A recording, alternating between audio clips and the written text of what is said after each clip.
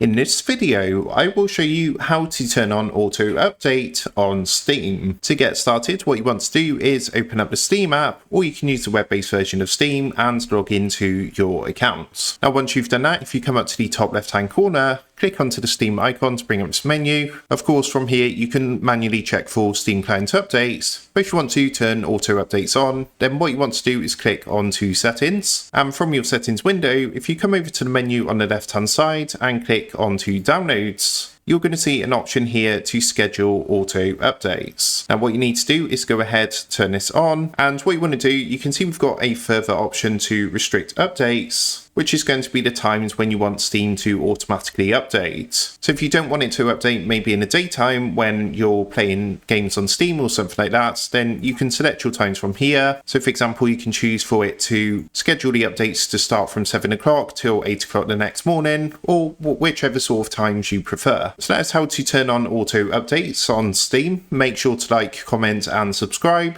for more Steam and simple tech tutorials. And with that being said, I will see you in the next video.